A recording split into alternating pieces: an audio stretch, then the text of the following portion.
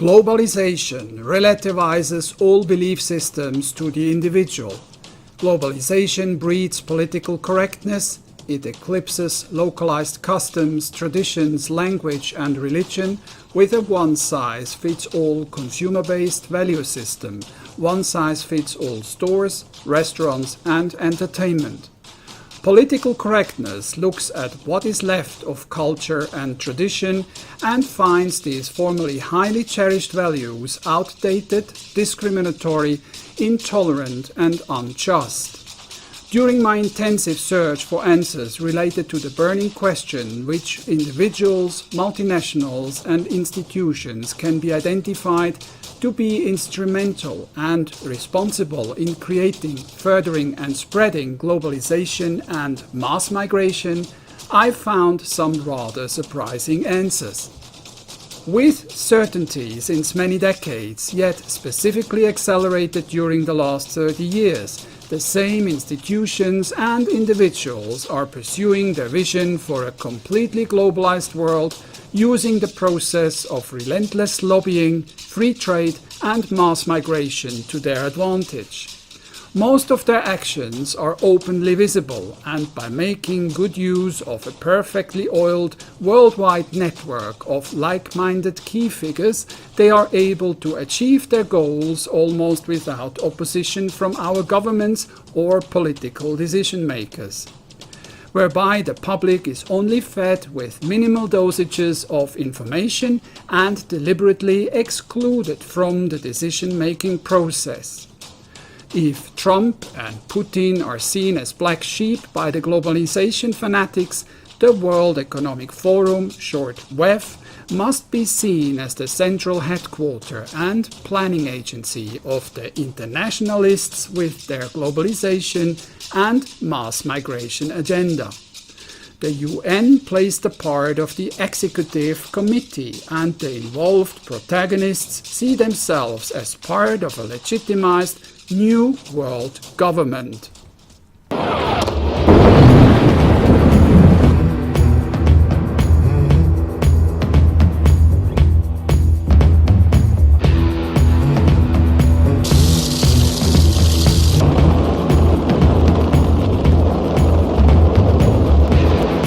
Well, I have to say, you're not laughing now, are you?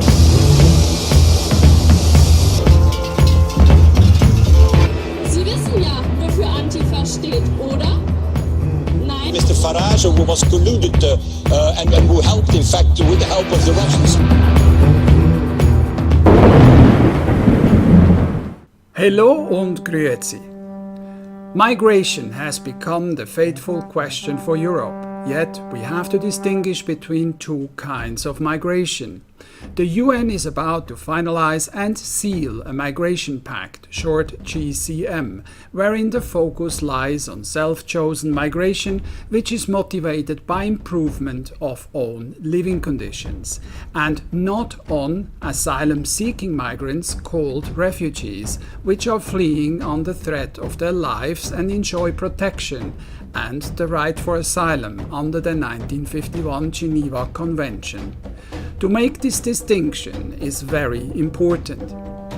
The 2016-17 figures published by the UNCHR showing about 25 million real refugees and the figures of the International Organization for Migration IOM documenting about 220 million people which have chosen to migrate for own benefit and better life. The numbers of the second group are expected to rise dramatically over the decades to come, and the multinational companies are actively lobbying for this type of migration. In this video report covering globalization and self-chosen mass migration, I shall cover the essence of the topics, supported by facts, and focus on unsettling interconnections within the system. The World Economic Forum was founded in 1971 by Klaus Schwab and has got the Swiss legal status of a so-called other international organization. The forum is financed by its 1,000 members of world-leading multinationals, each with a turnover of $5 billion or more. The stunning yearly membership fees vary between $60,000 and $700,000. A single entry sets you back by more than $20,000 plus $60,000 for a one-year individual membership. The WEF's goal is to improve the state of the world. Approximately 2,200 leading international CEOs, economists, politicians, intellectuals and journalists gather yearly in Davos for a 5-day event to discuss global issues. Many of the planned 220 meetings will result in future projects and initiatives. The WEF has the power, influence and the tools to shape world politics for decades to come. This influence has been exerted over a long period of time to create an irreversible political environment and trend regarding globalization, employment mobility, wage dumping, dismantling of the traditional welfare state, and specifically advocating mass migration. The enormous political influence of the WEF reaches and includes NGOs, the UN, and even the highest levels of governments. The German government has more to do with the UN Migration Pact, short GCM, than just its own upcoming signing thereof, together with UN's 192 member states. Germany, and specifically the Department of the German Foreign Ministry under Heiko Maas, are holding, together with Morocco during 2017 and 18, the joint presidency of the Global Forum on Migration and Development, short GFMD. It justifies its pro-migration stance with the existence of universal UN human rights. These kinds of human rights exist. In the English text of Article 13 of the UN Charter, we find following statements. Number 1. Everyone has the right to freedom of movement and residence within the borders of each state. Number 2. Everyone has the right to leave any country, including his own, and to return to his country. In the German version, there are two important differences. Number 1, everybody has the right for free movement within a state and to choose freely his place of residence. Number 2, everyone has the right to leave every country, including his own, and to return to his country. As far-fetched as it might sound, it seems the general ambiguity in the German translation and the missing word border, together with the add-on of the word each country, has served the liberal European governments well, especially Merkel Germany, to pursue and justify their insane open border policy. The GFMD is a think tank within the UN and is connected to the WEF, producing policies and directives in migration-related matters, which, under imaginary pressure, will later be pushed in form of UN resolutions upon its member states, using Western guilt and moral obligation as leverage. The link to my video, Why White Guilt, is accessible by pressing the I button on the right upper screen. Meanwhile, the policies are, from a legal perspective, actually voluntarily, yet politically and morally highly relevant. The full name of the Migration Pact reads Global Compact for Safe, Orderly and Regular Migration. The UN document link is attached in the video description. After decades in the making, the planned ratification of the Migration Pact must be the globalists' version of a victory lap. The UN IOM insists mass migration shall be inevitable, necessary and desirable. Until now, only USA and Hungary chose to opt out from the Migration Pact GCM, stating incompatibility with their constitutions and existing laws. After the planned Marrakesh signing of the Migration Pact in December, the remaining 191 UN member states will find themselves confronted with a migration agenda which will ultimately harm and dismantle the societal structure and social cohesion within many European nation-states. Within the document, the mainstream media is asked to use a positive language regarding all things migration, and the governments are asked to limit and control the spread of critical and damaging comments on the topic and punish any form of hate speech. The UN Pact calls for mass migration from high birth rate member countries and creates with its policy of incentives for countless people the motivation to escape their failed states. It is planned to resettle these migrants all over Europe. There is no mentioning or consideration whatsoever, instead of legitimizing mass migration, to provide sustainable foreign aid programs within the countries of origin. All seems to be a done deal. Let us summarize. It can be said the WEF has the self-proclaimed function of a world legislative body, mainly issuing directives, rules and initiatives to set standards for globalization and mass migration. The 1,000 multinational companies which act as WEF sponsors openly promote free trade, labor migration and globalization. The WEF harbors a number of working groups and committees, whereby the WEF-linked UN GFMD, presently under German and Moroccan joint presidency, has been assigned with the important task of drafting policies and directives on said topics. The International Organization for Migration, IOM, plays a vital public relations role, promoting mass migration and conditioning the public and governments alike. In 2 of my previous videos I have reported about the IOM already. Please check the I button. The GFMD policies and directives are passed on to the UN. The UN acts as a world executive body and set policies with means of peer pressure, and the argument of moral obligation will be forced upon the heads of states and delegates of its member states and will be transformed into UN declarations and resolutions. The process culminates in a joint signing ceremony.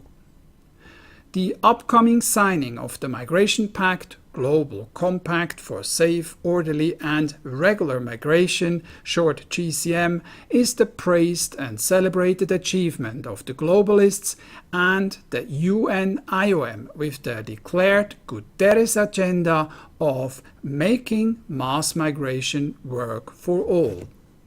UN Secretary-General Antonio Guterres is one of the driving, politically ultra-left forces behind this effort.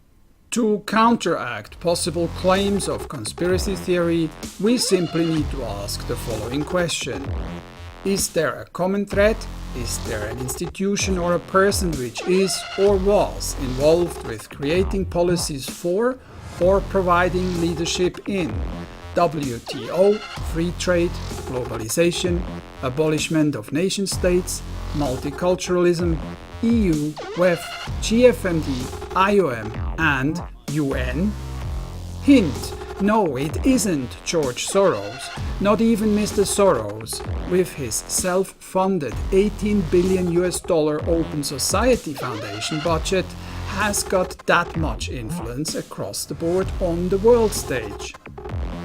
Through sheer coincidence, during a recent discussion on the topic held with a British friend, he suggested the name of an Irish-born internationalist and Europhile who passed away beginning 2018, a certain Peter Sutherland.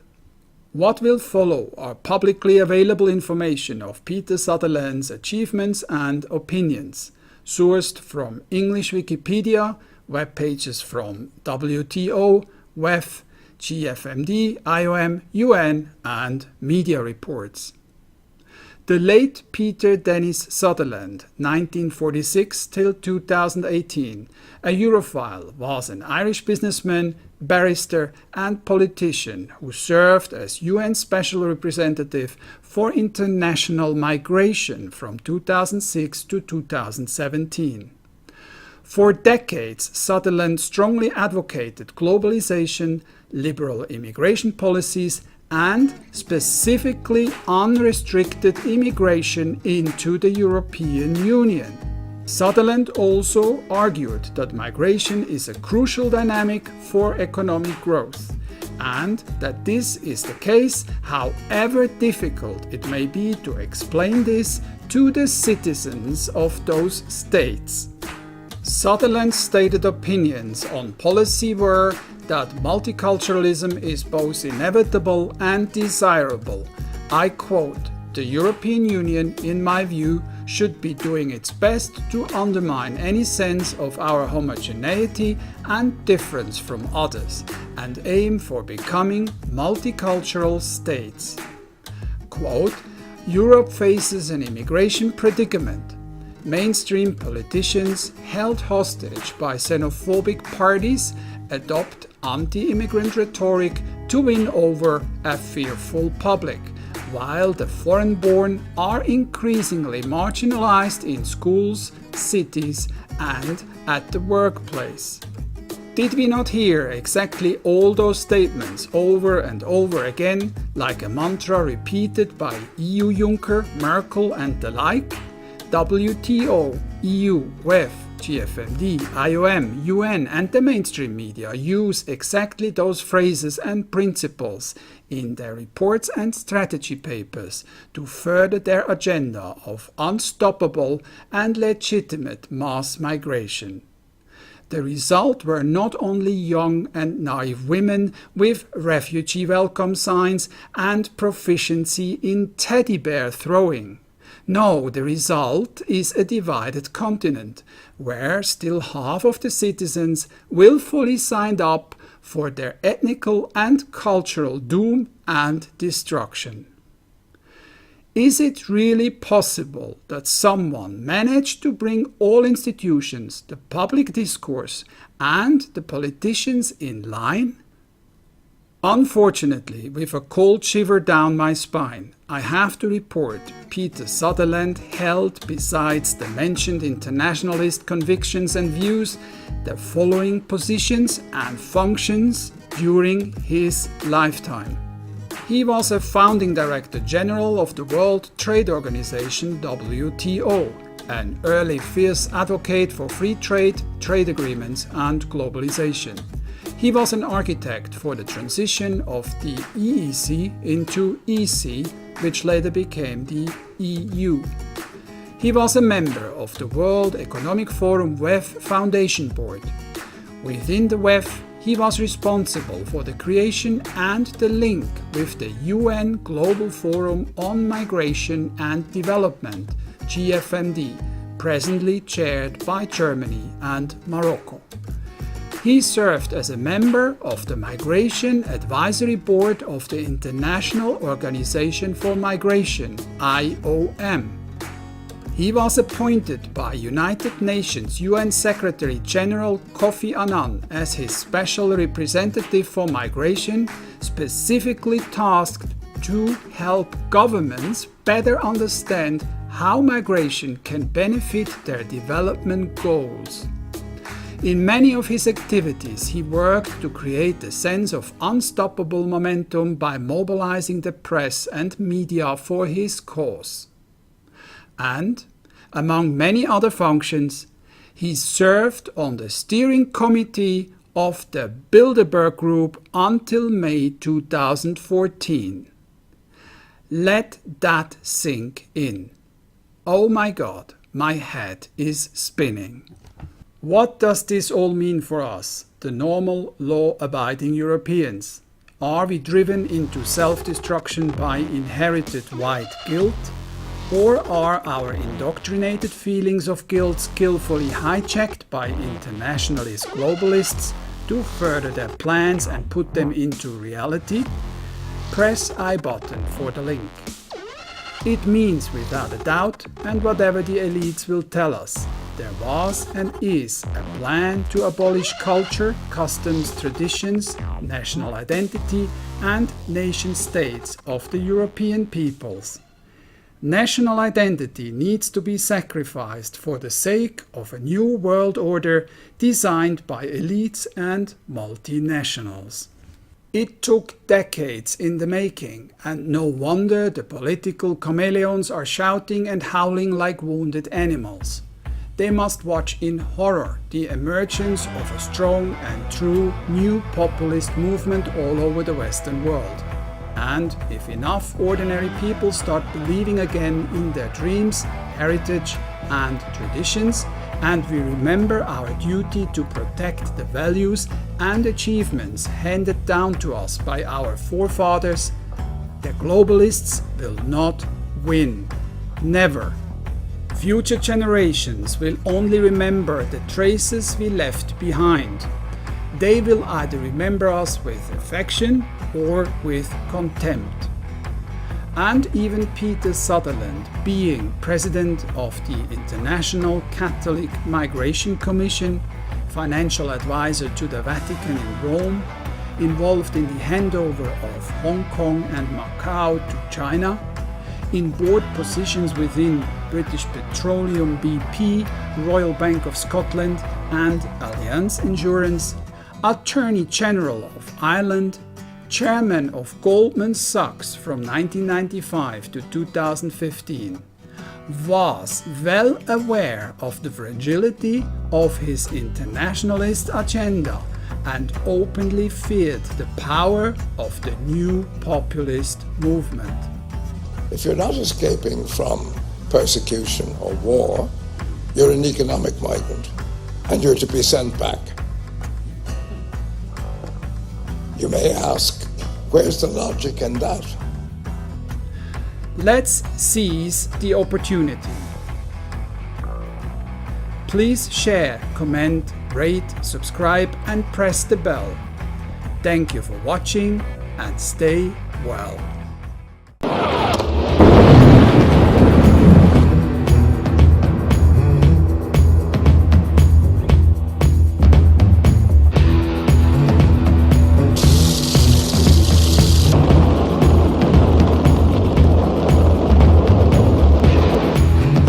Say, you're not laughing now, are you?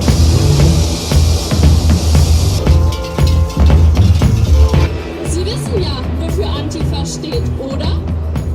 Nein? Mr. Farage was colluded and who helped, in fact, with the help of the Russians.